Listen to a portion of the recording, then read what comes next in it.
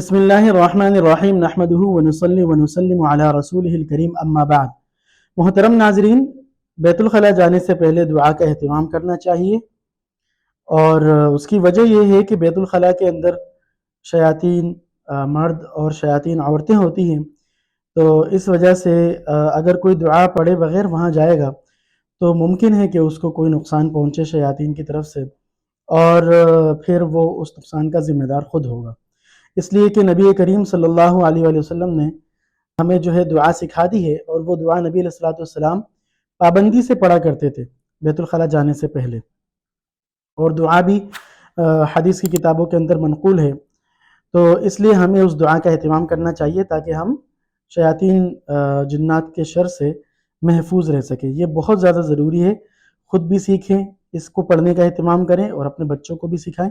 تو آئیے چلتے ہیں لیپ ٹاپ کی اسکرین کی طرف۔ اللہم انی اعوذ بک من الخبث والخبائث، اللہم انی اعوذ بک من الخبث والخبائث۔ اے اللہ، میں آپ کی پناہ میں آتا ہوں تمام شیاطین مردوں اور عورتوں کے شر سے۔ او اللہ، I seek your refuge from impure jinnat, male and female۔ ٹھیک ہے، تو یہ بخاری اور مسلم، بخاری شریف اور مسلم شریف دونوں کے اندر یہ روایت منقول ہے کہ نبی علیہ السلام بیت الخلاء جانے سے پہلے جب آپ صلی اللہ علیہ وسلم ارادہ کرتے بیت الخلاء جانے کے لیے، تو آپ صلی اللہ علیہ وآلہ وسلم اس سے پہلے جب یہ ارادہ فرماتے تو آپ صلی اللہ علیہ وسلم اس دعا کو پڑھ لیتے۔ ٹھیک ہے، تو ہمیں بھی پڑھنا چاہیے، کیونکہ آپ صلی اللہ علیہ وآلہ وسلم نے یہ امت کی تعلیم کے لیے ہی یہ ساری دعائیں بتائی ہیں۔ تو ہمیں اس بات کا خیال رکھنا چاہیے کہ ہم بیت الخلاء میں داخل ہونے سے پہلے اس دعا کا اہتمام کر لیں، اور داخل ہوتے وقت پہلے بایاں پاؤں اندر داخل کریں، اور پھر جب ہم واپس نکلیں فارغ ہونے کے بعد تو پہلے دایاں پاؤں باہر نکالیں۔ ٹھیک ہے، اور اس وقت جو ہم دعا پڑھیں گے آئیے سیکھتے ہیں لیپ ٹاپ کی اسکرین پر۔ غفرانک الحمد للہ الذی اذهب عنی الاذى وعافانی، غفرانک الحمد للہ الذی اذهب عنی الاذى وعافانی۔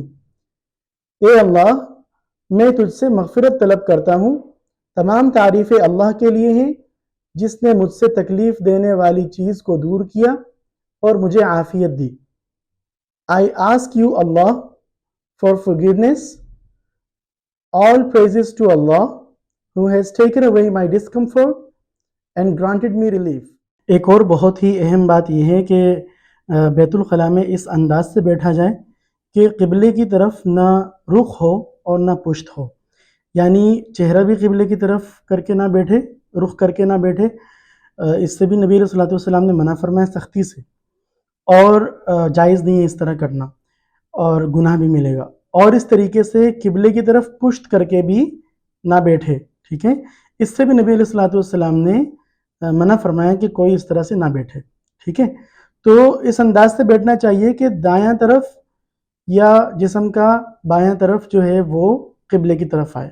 ٹھیک ہے، تو یہ سب تو ظاہر سی بات ہے جس وقت بیت الخلاء تعمیر کیا جاتا ہو، کیونکہ پرانے زمانے میں تو آج کل کی طرح جو ہے بیت الخلاء نہیں تھی، تو اس وقت تو یہ ہوتا تھا کہ لوگ جاتے تھے اور مخصوص جگہیں ہوتی تھی، وہاں پر لوگ جا کے قضاء حاجت کرتے تھے۔ ٹھیک ہے، پردے کی جگہ ہوتی تھی مخصوص، ہر گاؤں کے لیے اپنے ہر بستی کی اپنی ایک جگہ ہوتی تھی مخصوص، تو وہاں لوگ جا کر کے قضاء حاجت کرتے تھے، اور وہاں پر قبلے کا رخ متعین کر کے اور اس سے اس انداز سے بیٹھتے تھے کہ بایاں حصہ یعنی بایاں طرف جسم کا اس قبلے کی طرف آئے یا پھر دایاں طرف آئے۔ ٹھیک ہے، لیکن چہرہ نہ آئے اور نہ پشت آئے۔ ٹھیک ہے، تو آج کل جو ہے بیت الخلاء تعمیر کرتے وقت خصوصاً اس بات کا خیال رکھنا چاہیے، جہاں ہم بہت ساری اور باتوں کا خیال رکھتے ہیں کہ کھڑکی یوں لگنی چاہیے، دروازہ یوں لگنا چاہیے، یہاں یوں ڈیزائن بننا چاہیے، کچن یوں امریکن سٹائل پہ ہونا چاہیے، تو وہاں پر پلیز اس چیز کا بھی ضرور خیال رکھیں کہ بیت الخلاء سنت کے موافق بنانا چاہیے۔